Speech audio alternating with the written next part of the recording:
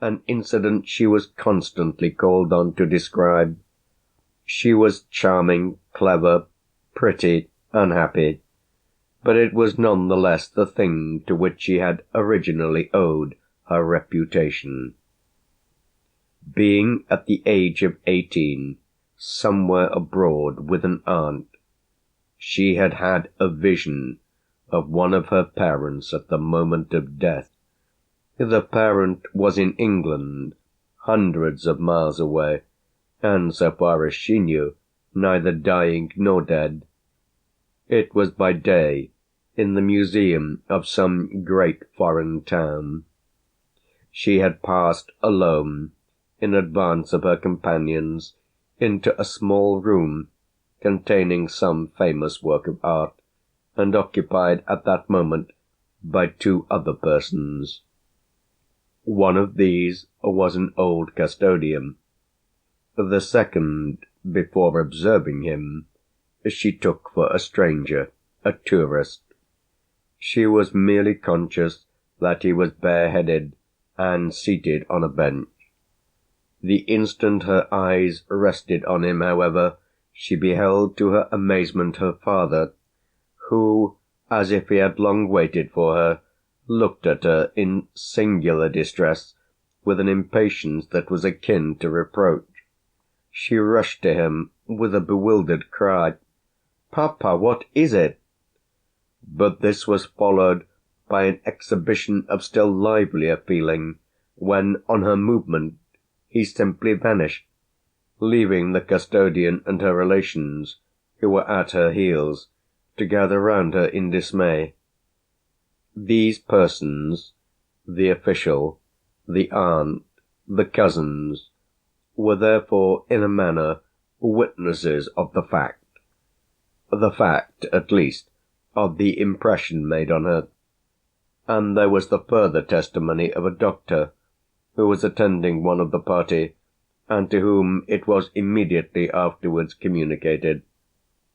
He gave her a remedy for hysterics, but said to the aunt privately, "Wait and see if something doesn't happen at home." Something had happened. The poor father, suddenly and violently seized, had died that morning.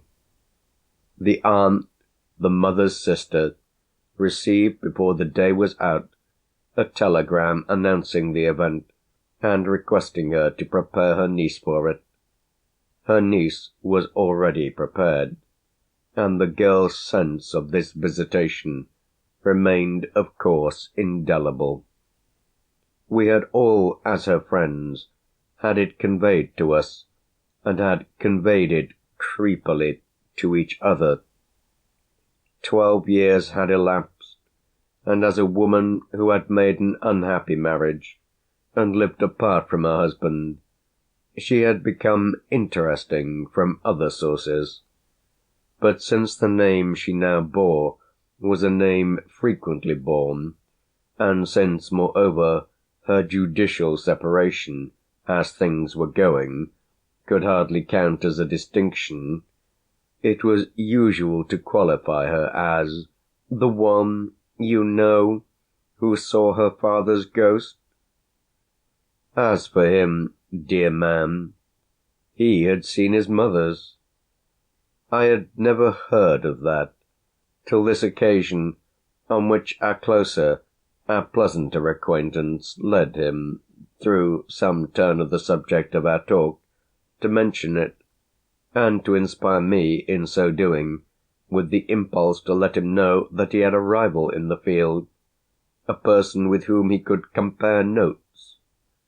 Later on, his story became for him, perhaps because of my unduly repeating it, likewise a convenient worldly label, but it had not, a year before, been the ground on which he was introduced to me.